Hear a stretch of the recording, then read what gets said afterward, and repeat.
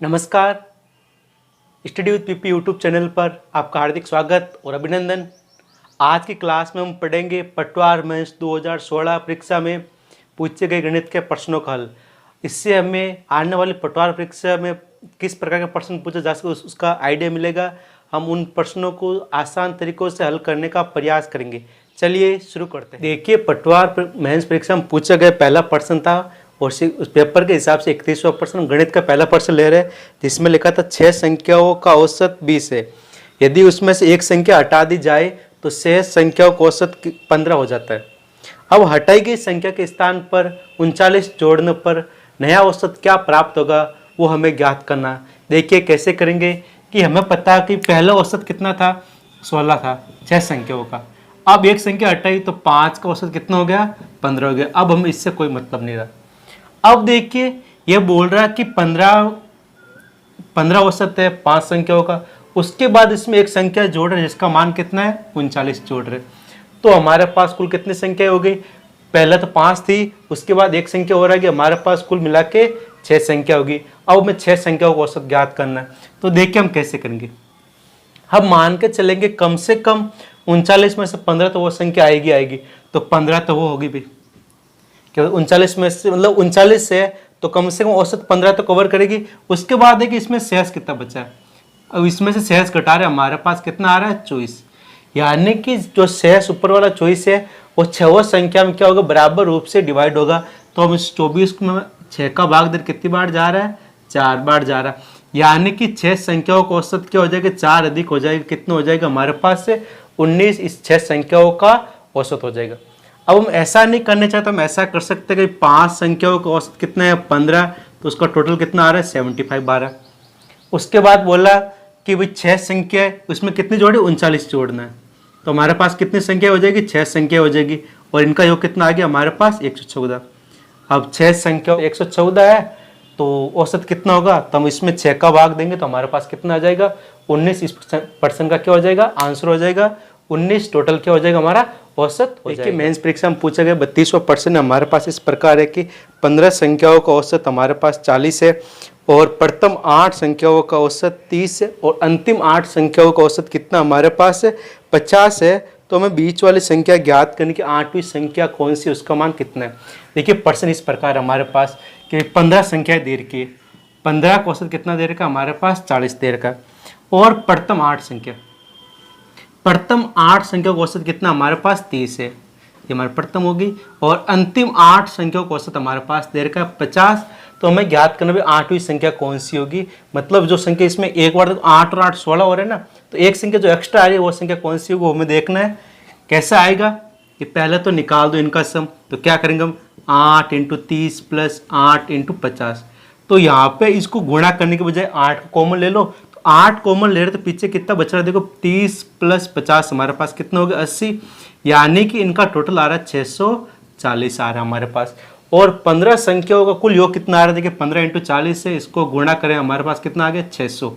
अब 640 में से 600 घटाएंगे तो हमारे पास 8वीं संख्या का मान कितना आ जाएगा, 40। इस पर्सन का क्या हो जाएगा आंसर, 8वीं संख्या हमारी क्या होगी, 40 होगी। ये औसत का पर्सन है हमारे पास। देखिए हमारे पास 33वां पर्सन है कि एक आदमी प्रथम 4 माह में औसतन 1800 रुपये खर्च करता है, अगले 8 माह में औसतन 2000 रुपये खर्च करता है और वर्ष में 5600 रुपये बचा लेता है। तो उसकी मासिक औसत आय कितनी है वो हमें ज्ञात करना। देखिए जो पर्सन लिखा वो एक और लिख देता हूँ मैं। 4 माह में कितने खर्च कर, औसत 1800 कर रहा है, अगले 8 माह में औसत खर्च करा भाई इसने 2000 खर्च कर दिए और शेष बचा लिए 5600 रुपये उसने बचत कर ली। तो देखिए उसने पहले तो कुल कितने खर्च रुपए किए वो हम ज्ञात करेंगे। तो कितना आएगा, 18 × 4 72 हो गया, 00 को 00 और 8 दूनी 16। इतने उसने रुपए खर्च किए प्लस इतने बचाए तो उसकी क्या आ जाएगी, पूरी वार्षिक आय आ जाएगी हमारे पास। तो देखिए इसको हम जोड़ लेते हैं, हमारे पास कितना आ गया कि भाई ये बंदा 23,200 रुपये तो पूरे साल में खर्च कर रहा है और साथ में बचा रहा है 5600 रुपये। इसको जोड़ लीजिए तो हमारे पास आ जाएगी इसकी क्या भाई, कि ये पूरे साल में कितने कमा रहा है, ये पूरे साल में कमा रहा है 28,800 रुपये। अब मासिक औसत ज्ञात करना तो हम किसका भाग देंगे, 12 का भाग देंगे। अब इसमें 12 का भाग कितनी बार गया, देखिए 28 में गया 2 बार, 48 में गया 4 बार और 2400 रुपये। इसकी क्या आ गई, मासिक औसत आय आ गई इसकी 2400 रुपये। देखिए हमारे पास अगला प्रश्न है प्रतिशत पर आधारित चक्रवृद्धि ब्याज का शानदार प्रश्न है, कंपाउंड इंटरेस्ट का। देखिए प्रश्न है, एक व्यक्ति ने 10,000 रुपये 10% वार्षिक चक्रवृद्धि ब्याज की दर से गणना पर उधार लिए और 2.5 वर्ष बाद उसको कितने रुपए लौटाने होंगे। तो देखिए कैसे करेंगे, यानी कि इसमें देखिए पहले तो दे रखा हमारे पास कितना, प्रिंसिपल 10,000 रुपये दे रखा, प्रिंसिपल 10,000, और रेट दे रखी इसने कितनी, हमारे पास 10% रेट दे रखी है, और साथ में ये भी बोला कि उसको 2 वर्ष बाद लौटा रहा है, 2.5 वर्ष बाद लौटा रहा है, तो वो कुल कितना धन लौटाएगा, यानी कि उसको कुल कितने रुपए अमाउंट के रूप में मिलेंगे। तो देखिए कैसे करेंगे, तो हम यहाँ पे ऐसे कर लें कि फर्स्ट और सेकेंड ईयर, और ये हमारा क्या हो गया, आधा 2.5 साल वाला होगा। हम केवल पहले चक्रवृद्धि ब्याज ज्ञात करेंगे और ब्याज को हम प्रिंसिपल में जोड़ लेंगे, हमारे पास क्या आ जाएगा, अमाउंट आ जाएगा, मिश्रधन आ जाएगा। तो जोड़िए, प्रिंसिपल कितना भाई 10,000 रुपये हो गया हमारे पास, सॉरी पहले साल का ब्याज कितना होगा, 10,000 का 10%, 10,000 का 10% हमारे पास कितना होता है, 1,000 होता है। तो अगले साल भी कम से कम 1,000 रुपये तो 10 मूलधन पर लग गया, ब्याज 1,000 रुपये हो गया। अब देखिए इस 1,000 पर अगले साल ब्याज लगेगा कितना, 10%, तो 1,000 का 10% यानी 100 रुपये हो गए। अब एक ध्यान रखना, इस पहले साल वाला 1,000 रुपये पर 2.5 लास्ट में जो 6 महीने में जो उस पर ब्याज लगेंगे। अब देखिए साल आधा हो गया, दर भी कितनी होगी हमारे पास, आधी हो जाएगी। तो हम पहले करेंगे कि यहाँ पे आधा साल का ब्याज कितना लगेगा, 5%। तो 10,000 का 5% कितना होगा, देखिए 10% का मान 1,000, तो 5% का मान हमारे पास कितना हो गया, 500 हो गया। अब यहाँ पे ध्यान रखना, इस वाले 1,000 का यहाँ पे ब्याज लगेगा कितना, 5%। तो देखिए इसके 10% का मान कितना होता है, 100 होता है, तो 5% का मान कितना हो जाएगा, 50 हो जाएगा। इस वाला 1,000 पर भी कितना लगेगा, 5% यानी 50 रुपये। अब लास्ट ये वाला 100 बचा, इस 100 पर भी तो ब्याज लगेगा, कितना लगेगा, 5%, 100 का 5% यानी 5 होता है। अब इसने कुल मिला के इतना चक्रवृद्धि ब्याज चुका दिया। अब देखिए चक्रवृद्धि ब्याज कुल कितना आया, 1,000 प्लस 1,000 2,000 हो गए, 2,500, 2,600, 2,700 प्लस 5 कितना हो गए, 2,705 रुपये इसने ब्याज के चुका दिए। अब देखिए हमारे पास ब्याज के चुका दिए, तो कुल कितने चुकाए, ये हो गए 2,705 रुपये, इसमें जोड़ लिया। अब इसमें जोड़ने पर हमारे पास क्या आया, देखिए 10,000 में 2,705 जोड़े तो हमारे पास आ गया 12,705 रुपये, यानी कि उसने कुल कितने रुपए चुकाए, 12,705 रुपये उसको चुकाने पड़े अमाउंट के रूप में। ये देखिए कंपाउंड इंटरेस्ट मेथड से आसानी से निकाल जा सकता है, या फिर इसका दूसरा तरीका आप इस फॉर्मूले में संख्या रख के हल कर सकते हैं, इससे भी क्या हो जाएगा, आंसर हो जाएगा, लेकिन कैलकुलेशन बड़ी हो जाएगी और गलती होने की चांसेज बढ़ जाएंगे। अब देखिए अगला प्रश्न, चक्रवृद्धि ब्याज पर आधारित बहुत ही आसान प्रश्न और शानदार प्रश्न लिखा, किस प्रतिशत वार्षिक चक्रवृद्धि ब्याज की दर से एक धनराशि 2 वर्ष में 4 गुनी हो जाएगी, 1 वर्ष में कितनी हो जाएगी, सॉरी 2 वर्ष में 4 गुनी हो जाएगी। तो कैसे करना, इस प्रकार के प्रश्नों को हमेशा ध्यान रखना। 2 तरीके बता रहा हूँ, एक तो प्रॉपर मेथड से और एक आसान से। देखिए हमारे पास ये प्रिंसिपल था, ये हो गया अमाउंट यानी मूलधन, तो मूलधन हो गया, और ये हमारा क्या हो गया, मिश्रधन हो गया। अब देखिए कितनी हो रही है, 1 थी हमारे पास, कितनी हो गई, 4 हो गई, कितनी हो गई, 4 गुना हो गई। तो इसको पहले तो आसान तरीका, हमेशा ध्यान रखा, अगर 2 वर्ष की बात की तो हमें स्क्वायर रूट निकालना है, 3 वर्ष की बात हो तो हमें क्यूब रूट निकालना होता है। अगर इसमें 2 वर्ष की बात की तो हमने इसका स्क्वायर रूट निकाल दिया। तो 1 का स्क्वायर रूट क्या हो गया 1, 2 का स्क्वायर रूट क्या हो गया 4 का स्क्वायर रूट 2 हो गया। इसका क्या करना है, वर्गमूल ज्ञात करना है। अब देखिए यहाँ पे कि यहाँ पे 1 रुपये का क्या हो रहा है 2 रुपये 1 साल में, तो इसका मतलब क्या हुआ, यहाँ पे क्या लगा भाई 1 रुपया CI लगा, या फिर ऐसा ही मानो एक ही बात, 1 साल का CI वैसे ही बराबर होता है, तो 1 साल का ब्याज है। तो हम कैसे करेंगे भाई, किस पे आया, इस पे आया, तो 1/1, ये तो ऊपर हमारा क्या हो गया ब्याज हो गया बट्टा मिश्रधन, इंटू हम इसको 100 से गुणा कर लेंगे, हमारे पास कितना आएगा 100% वार्षिक ब्याज की दर से कोई धन 2 वर्ष में 4 गुना हो जाता है। अब हम ऐसा नहीं करना चाहते, हमको बोल दो कि प्रॉपर तरीके से करेंगे। प्रॉपर तरीके अमाउंट का हमारे पास फॉर्मूला होता है ये वाला P+1+ ये हमारे पास सूत्र होता है। अब देखिए सूत्र में क्या करेंगे, अमाउंट की जगह अमाउंट रख दो बराबर P की जगह P हो गया, +1 + R हमें ज्ञात करना है बट्टा 100, और T की जगह हमारे पास क्या हो गया 2 हो गया। समय कितना है हमारे पास 2। अब क्या करेंगे भाई, एक इधर गुणे में, इधर आएगा भाग में। अब 4 में 1 का भाग देने पर 4 ही आएगा। अब आगे इधर स्क्वायर है, स्क्वायर हटाएंगे तो इस पे क्या आएगा, अंडररूट आएगा, तो हटा दीजिए भाई। यहाँ पे स्क्वायर हटाया, यहाँ पे क्या आ गया, अंडररूट आ गया। अब अंडररूट 4 का मान हमारे पास कितना हो गया, 2 हो गया। तो यहाँ पे क्या बच गया, a + r बट्टा 100। अब देखिए हमें r का मान ज्ञात करना, तो एक इधर प्लस का, इसको पहले इस साइड भेज दिया, तो यहाँ पे क्या हो गया, -1 हो गया। अब 2 में से 1 गया, पीछे हमारे पास क्या बच गया भाई, 1 बच गया। अब हम r का मान ज्ञात करना, r इधर भाग में, इस साइड किस में आ जाएगा भाई, गुणे में आ जाएगा। तो r का मान हमारे पास कितना हो गया भाई, 100 हो गया। तो यानी दर कितनी हमारे पास है, 100%। अब देखिए अगला पर्सन भी चक्रवृद्धि ब्याज और साधारण ब्याज पर आधारित पर्सन है। देखिए पर्सन क्या हमारा, पर्सन इस प्रकार है कि किसी धनराशि का 2 वर्ष का चक्रवृद्धि ब्याज 376.20 रुपये तथा साधारण ब्याज 360 रुपये। तो धनराशि कितनी थी, देखिए इसने सी दिया पहले 2 वर्ष का कितना 376.20 और SI दिया कितना 360। तो हमें ज्ञात करना धनराशि कितनी थी। तो देखिए इस पर्सन को अधीनस्थ बोर्ड ने डिलीट कर दिया, लेकिन हमारे अकॉर्डिंग क्या आंसर होगा वो एक बार देखेंगे हम। इस प्रकार पर्सन, देखिए हमारे पास SI दिया 360 रुपये और हम जानते हैं कि SI प्रत्येक साल बराबर होता है। तो यानी कि पहले साल और दूसरा साल, पहले साल भी इसमें SI जितना लगा उतना ही दूसरे साल में लगा, तो हम 2 का भाग दे देंगे। तो यानी कि पहले साल 180 रुपये लगा, अगले साल भी 180 रुपये लगा। ये तो चक्रवृद्धि ब्याज में भी सेम हो रहा है क्योंकि वार्षिक ब्याज की दर है, इतना तो कम से कम लग रहा है। अब देखिए यानी कि जो ऊपर बचा हुआ कितना एक्स्ट्रा लग रहा है, इसमें CI एक्स्ट्रा लग रहा है 16.20। कितना एक्स्ट्रा लग रहा है, 16.20।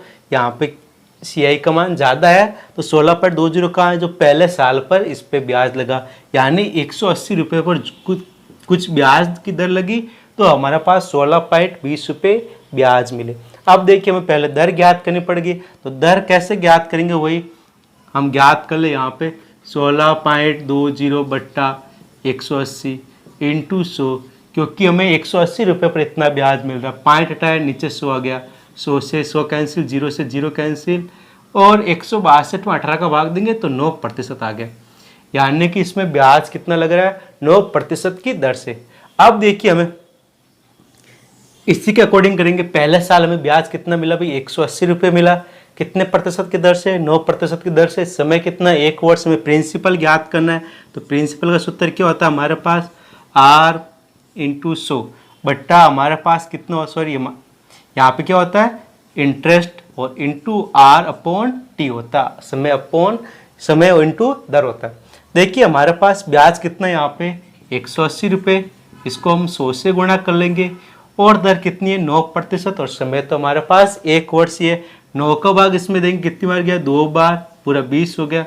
यानी कि इस पर्सन का आंसर कितना हो गया, 2000 रुपये इस पर्सन का क्या हो गया, मूलधन हो गया, जो अधीनस्थ बोर्ड ने डिलीट कर दिया। इसका रीजन हमें नहीं पता है, लेकिन इस पर्सन का आंसर हमारे अकॉर्डिंग कितना होगा, 2000 रुपये। अगला पर्सन फिर से इसने औसत का दे दिया, बहुत आसान पर्सन है कि 10 मैचों में A ने 42 की औसत से रन बनाए। मैच कितने हमारे पास 10 A ने बनाए। इसी प्रकार B ने 57 की औसत से 15 मैचों में रन बनाए। औसत 57 है B का 15 मैच खेले, और A का औसत 42 से उसने 10 मैच खेले। अब पर्सन ने पूछा A और B का मिला के औसत कितना है, तो पहले हम इसका टोटल रन ज्ञात कर ले, कितना हो गया 420, और 15 को इससे गुणा करने पर हमारे पास आ जाएगा 5 और 85। दोनों कुल मिला के कितने रन बनाए वो हम जोड़ लेंगे, तो जोड़ लीजिए 5, 7, 12, 1275 टोटल रन बनाए। अब देखिए हम औसत निकालना जानते हैं, क्या होता है भाई, राशियों का योग बट्टा राशियों की संख्या। तो हमारे पास औसत आ जाएगा भाई, राशियों का योग 1275 हो गया, बट्टा संख्या यानी कि टोटल मैच कितने भाई, इसने 10 मैच खेले, इसने 15 मैच खेले, कितने हो गए 25 मैच। अब 25 का भाग देंगे इसमें, 127 में 5 बार गया, पीछे 2, 25 बन गया 51, यानी कि दोनों का मिला के औसत कितना भाई 51 रन। अगला पर्सन फिर से औसत पर आधारित है। पर्सन की हमारे पास गिनती के सतत 7 अंकों की एक श्रेणी दी हुई है। प्रथम 5 अंकों का औसत n है, तो सभी 7 अंकों का औसत ज्ञात करना होगा। हमें चारों विकल्पों में से देखना होगा कौन से विकल्प से होगा। आप देखिए इसको कैसे करेंगे कि हम जानते हैं कि प्रथम 5 का औसत कितना देर का है, n देर का है।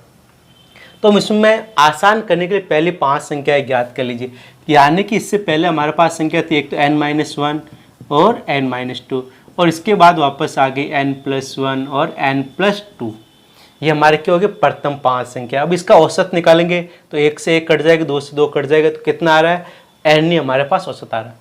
अब देखिए अगली और 2 संख्या कौन सी हो सकती है हमारे पास। देखिए अगली संख्या हो सकती है हमारे पास n+3 और n+4। ये हमारे पास अगली 2 संख्याएं हो सकती है। तो देखिए सबको जोड़िए, सबको जोड़ने पर -1 +1 चला गया, -2 +2 चला गया, तो पीछे क्या बचा देखिए n कितनी बार हो गया 1 2 3 4 5 6 7, 7n हो गया, +3 +4 कितना हो गया हमारे पास 7। और 7 का भाग इसलिए देंगे कि इसमें टोटल संख्या कितनी है 7 है। अब इसमें से 7 कॉमन ले लीजिए तो हमारे पास क्या बच गया n+1। इन सभी 7 संख्याओं का क्या होगा औसत। अगला प्रश्न फिर से औसत पर आधारित है। प्रश्न इस प्रकार है कि m संख्याओं का औसत n² है। m संख्याओं का औसत कितना है n² है और n संख्याओं का औसत कितना है m² दे रखा है। तो हमें ज्ञात करना भाई m+n संख्याओं का औसत कितना होगा। तो m+n का औसत ज्ञात करने का तरीका वही, पहले तो हमें योग ज्ञात करना पड़ेगा। योग के लिए हम गुणा कर लेंगे तो प्रथम n संख्या को इस औसत कितना n², तो योग हो गया हमारे पास n m²। इनका योग करेंगे तो गुणा कर लीजिए n m² हो गया। अब टोटल योग कितना आएगा तो दोनों को जोड़ लेंगे तो क्या आएगा देखिए mn² + nm²। अब देखिए इसमें से mn कॉमन आ रहा है तो यहाँ पर बच गया n, यहाँ पर बच गया m। अब वही ये तो हमारा क्या होगा टोटल योग। औसत निकालना तो हमें संख्या का भाग देना पड़ेगा। संख्या कितनी होगी हमारे पास m+n, तो हम m+n का भाग दे देंगे। m+n से m+n कट गया तो पीछे क्या बच गया हमारा mn। इस प्रश्न का क्या हो गया आंसर हो गया। अब देखिए हमारे पास अगला प्रश्न है हाइट एंड डिस्टेंस पर आधारित एक आसान प्रश्न लिखा है। 100 मीटर चौड़ी नदी में एक द्वीप पर एक पेड़ है। नदी के दोनों किनारों पर विपरीत दिशा में P और Q 2 बिंदु स्थित है और पेड़ और दोनों बिंदुओं के बीच सीधी रेखा है। P और Q से पेड़ के शीर्ष का कोण क्रमशः 30 डिग्री और 45 डिग्री है। तो पेड़ की ऊंचाई ज्ञात कीजिए। देखिए हमारे पास दे क्या रखा है कि यहाँ पे दे रखा है एक नदी है 100 मीटर चौड़ी, इस पे कहीं पे एक ब्रिज है इस प्रकार। यहाँ पे P बिंदु मान लीजिए, यहाँ पे Q बिंदु मान लीजिए, इधर है। यहाँ पे 30 डिग्री कोण दे रखा है, यहाँ पे दे रखा है 45 डिग्री। और हमें ज्ञात करना भाई ये वाली ऊंचाई, पेड़ की ऊंचाई ज्ञात करनी। तो करेंगे कैसे, हमारा हाइट एंड डिस्टेंस वाला चैप्टर देखना, उसमें जैसे हमने रेशियो काम लिया वैसे इसमें काम लेंगे। हम जानते हैं कि 45 डिग्री में ये वाली दूरी और ये वाली दूरी यानी लंब और आधार बराबर होता है, तो हमने यहाँ पे लंब और आधार बराबर कर लिया। अब देखिए 30 डिग्री वाले में क्या होता है कि यहाँ पर अगर 30 डिग्री कोण हो तो हमेशा ये वाली रेखा इस लंब का क्या होगा √3 गुण होगी। तो यहाँ पे 1 है तो ये दूरी कितनी होगी √3 गुणा, केवल इतनी सी, और ये कितनी होगी हमारे पास 1 होगी। अब देखिए प्रश्न में PQ का मान दे रखा है कितना 100 दे रखा। हम सूत्र वही लगेंगे सेम बट्टा सेम इंटू जो ज्ञात करना उससे गुणा कर लीजिए। तो 100 का अनुपात में मान कितना है भाई √3 + 1, सेम बट्टा सेम होगी, ये भी चौड़ाई होगी ये भी चौड़ाई होगी, इंटू जो ज्ञात करना उससे गुणा कर लीजिए। हमें ऊंचाई ज्ञात करनी तो हम 1 से गुणा कर लेंगे। अब 1 से गुणा करने पर कोई चेंज नहीं आ रहा तो हम लिखेंगे नहीं। अब देखिए अगर विकल्प में ऐसा मिल रहा है तो हमारा प्रश्न का आंसर ये हो गया। अब ऐसा नहीं मिला, दूसरा इसका रूप मिलेगा परिमेयकरण करेंगे। परिमेयकरण कैसे करेंगे आप, विपरीत चिन्ह से ऊपर नीचे गुणा कर लेंगे। तो हमने यहाँ पे गुणा कर लिया। अब देखिए नीचे क्या बन गया a - b और a + b बन गया। यहाँ पे a + b आ गया, इधर a - b आ गया। क्या होता है a² - b²। तो देखिए यहाँ पे a का मान √3 है, √3 का स्क्वायर कितना हो गया 3 - b², 1 का स्क्वायर कितना हो गया 1, तो ये क्या बन गया देखिए 100। यहाँ पे √3 - 1 ऐसा ही है, 3 में से के पीछे क्या बच गया 2। अब 100 में 2 का भाग देंगे कितना आ जाएगा 50। तो यानी कि इस प्रश्न का आंसर क्या हो गया 50 √3 - 1 इस प्रश्न का आंसर हो गया। पेड़ की ऊंचाई कितनी होगी 50 कोष्टक √3 - 1 मीटर होगी। अब देखिए हाइट एंड डिस्टेंस पर आधारित एक आसान प्रश्न है कि यदि मीनार की छाया उसकी ऊंचाई के एक √3 गुना है। देखिए ये ऐसा लिखा है कि मीनार की छाया उसकी लंबाई की कितनी है, √3 गुना। तो इसका सूर्य का उन्नयन कोण ज्ञात करना है। तो ये देखिए अभी हमने किया, अगर यहाँ पे 1 हो, यहाँ पे 30 √3 हो, तो इसका मान कितना होता है, 30 डिग्री। इस पर्सन का आंसर हो गया। बिना पेन छुए भी हम इसको कर सकते हैं। देखिए अगला प्रश्न फिर से हाइट एंड डिस्टेंस पर आधारित है। क्या है, एक जेट प्लेन का उन्नयन कोण जमीन पर स्थित बिंदु P से 60 डिग्री है। 15 सेकंड बाद उसका उन्नयन कोण 30 डिग्री हो जाता है। यदि जेट जमीन से 1500 √3 मीटर की ऊंचाई पर उड़ रहा है तो जेट की चाल क्या होगी, जेट प्लेन की हमें स्पीड ज्ञात करनी है। तो देखिए हम कैसे करेंगे। तो पहले कोई बिंदु यहाँ पे P है, यहाँ से प्लेन यहाँ पे उड़ रहा है, कितने कोण पे, 60 डिग्री कोण पे। कुछ देर बाद यहाँ पे आ जाता है तो कोण चेंज होकर हमारे पास कितना हो जाता है, 30 डिग्री हो जाता है। ये वाला कोण कितना हो गया, 30 डिग्री। और ऊंचाई हमारे पास फिक्स है, कितनी है, 1500 √3 यहाँ पे भी है, 1500 √3 यहाँ पे भी है। अब करेंगे कैसे, एक बार देखना, बहुत आसान प्रश्न है। ये कितनी है, यहाँ पे लिख दूं मैं, 1500 √3। अब देख केवल इस वाले त्रिभुज की बात करें तो यहाँ पे कोण कितना भाई, 60 डिग्री। तो हम जानते हैं कि ये वाली भुजा कितनी होती है, 60 डिग्री वाली 1 होती है, तो ये √3 गुणा होती है। ऐसा होता है ना। तो देखिए 1500 √3 का मान √3 है, तो 1 का मान ज्ञात करना है, तो वही सेम बट्टा सेम करेंगे, इंटू जो ज्ञात करना उससे गुणा कर लेंगे।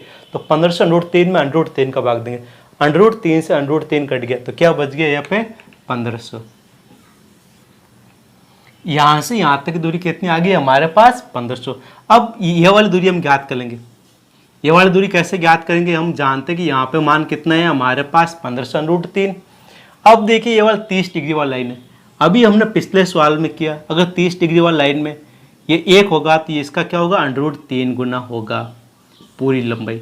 तो 1500 √3 को √3 से गुणा करेंगे तो क्या हो जाएगा, 1500 × 3, √3 × √3 कितना हो गया हमारे पास, 3। यानी कि टोटल दूरी कितनी आ गई हमारे पास, 4500 मीटर। अब देखिए हमें स्पीड से ज्ञात करना, स्पीड कैसे आएगी। देख प्रश्न में बता रहा कि 15 सेकंड में इतनी दूरी तय की, ये कितनी दूरी तय की हम निकाल देंगे। 4500 में से 1500 घटाए, हमारे पास कितनी आ गई, 3000 मीटर। यानी कि 15 सेकंड में 3000 मीटर दूरी तय की। तो स्पीड याद करनी, तो दूरी बट्टा समय, तो हम भाग दे देंगे, तो हमारे पास कितना आ जाएगा, 200 मीटर प्रति सेकंड। 30 में 15 का भाग 2 बार गया, 2 0 को 2 0, यानी कि जेट प्लेन की स्पीड कितनी आ गई, 200 मीटर प्रति सेकंड। चलिए आज के लिए बस इतना ही। आगे शेष बचे हुए सारे प्रश्नों का हल करने का प्रयास करेंगे। जय हिंद, जय भारत।